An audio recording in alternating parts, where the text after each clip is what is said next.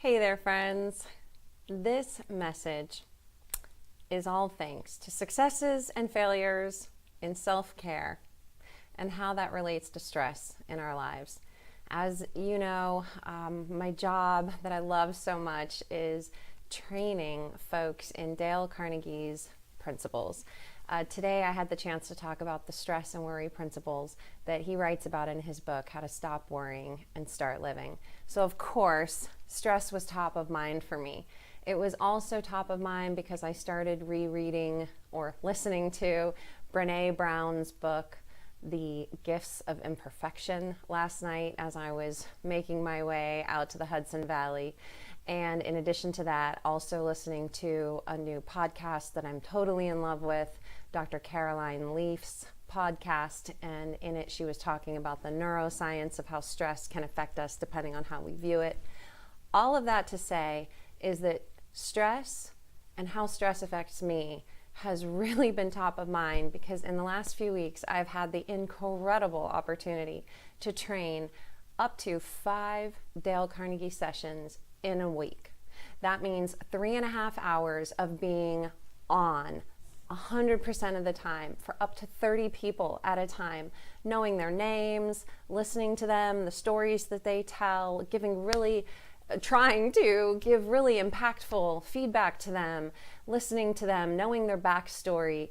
And ultimately, while it's been amazing, it's also been really draining, and it's come at a cost to my body because I'm a person who deals with pain on a daily basis.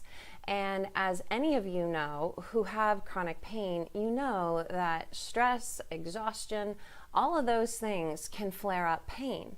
And for those of you who might have pain in your low back, for instance, you know that driving can aggravate pain. Well, how do you think I've been getting in between all those Dale Carnegie classes? So all of this has come to a head for me in the last few weeks as I've had a couple conversations with both my counselor, who totally knows my backstory with trauma and the car accident and the way that I just tend to work at a really, really high pace and really give to friends, family, and anybody who needs me, my neighbor, cute baby Sal, and really how I need to start kind of pulling that in so that I can care for myself. So I've been asking myself the question, how can I do a really good job at work, meeting the needs of the people that I'm training, but do a better job of caring for myself? And so as I've been asking myself that question, I realized that for me, it's not realistic that I have the expectation that I stand the whole time during my classes. Yes, it looks very credible and it's great in a lot of senses, but it's not realistic for me with my back pain. So I had to say to myself, Monica, I give you permission to sit down when it's appropriate, after you've established credibility and when it's not a distraction to others. And then I had to ask myself, okay, what are some other ways that I can just tone it back just a little? Not lose the Monica-ness that seems to get good feedback when I'm in the training room, but just take care of me more. So on breaks, instead of standing in the room and being there totally talking to people and not even giving myself a chance to go to the bathroom, I had to say to myself, Monica, you have permission to, when we call a break, as soon as somebody walks up to you, say, I would love to talk with you and handle whatever has come up and get to know you better. I just have to go to the bathroom too, and then we'll do that.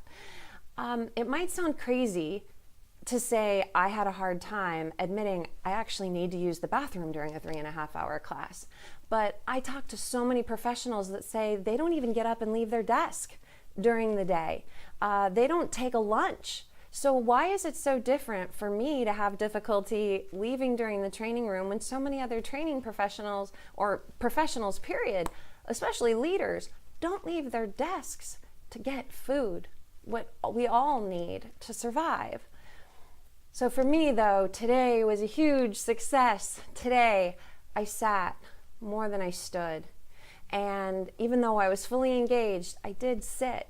And I asked for help with something that I'm not very good at. I'm not very good at multitasking. So I asked someone else to do the 2-minute timer for me on people's talks.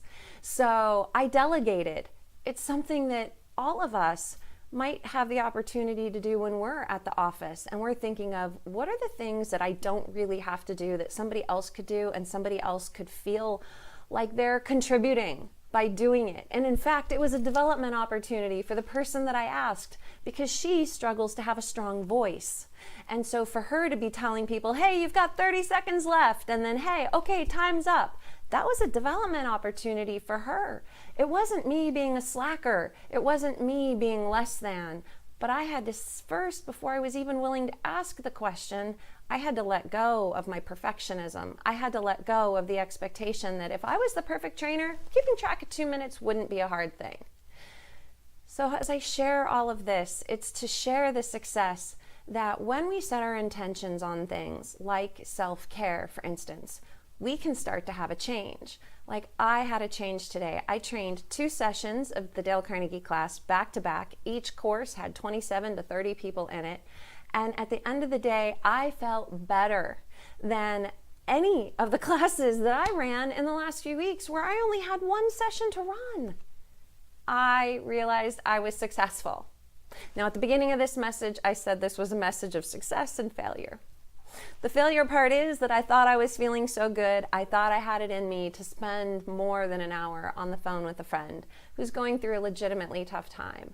And I had some to give up front, but then I realized as I got further into the conversation, I was hungry, I was tired. It's 3 hours later here than where the friend is that I was talking to. And I adore this friend and I wanted to be there for that friend. But I had to say, you know what? I'm gonna need to go. I'm gonna need to go get some dinner and get to bed, actually. So it was hard for me to do that because of my expectations of myself as a friend, that I should be there as long as any friend needs me. And I realized, though, that for me to continue at this pace, again, I have to limit my expectations for myself. And you know what? This friend, she is wise, she's capable, she has a lot of other friends she could call. She didn't need me, Monica. It's not about me. And that's one of the things that, again, this process of self-care is teaching me. It's not all about me. Everybody that we think needs us, sure, maybe if you have a toddler, if you have an infant, they need you. But everybody else, they probably can find somebody else. And you probably can give a little, maybe just a little bit less than how much you're giving right now. And so the permission that I'm getting as I re-listen to Brené Brown's book, The Gifts of Imperfection, is that I don't have to dig deeper and give more when I'm spiritually or emotionally or physically depleted. I can step back and care for myself. And according to Caroline Leaf, this podcaster that I'm totally loving, and the way she talks about the way we look at stress, I can look at stress as something that can help me focus instead of something that can help drain me, as long as I am caring for myself along the way. So as you hear my story, I hope that you are encouraged to be caring for yourself, setting limits where you need to, setting boundaries where you need to, and knowing that, good news, it's not all about you, just like it's not all about me. We are enough. You, my friend, are enough, even if you have to tell people no, or if you have to tell people, I'll get back to you in a little while. I hope you're as encouraged as I am and that you are willing to step up and try to find ways to care for yourself more so that you don't have to be running on empty like I sometimes end up running on empty.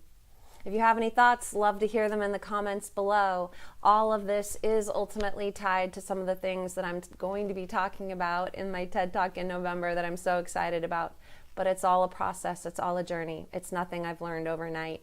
But I invite you into the journey with me, and thanks for your time, friends.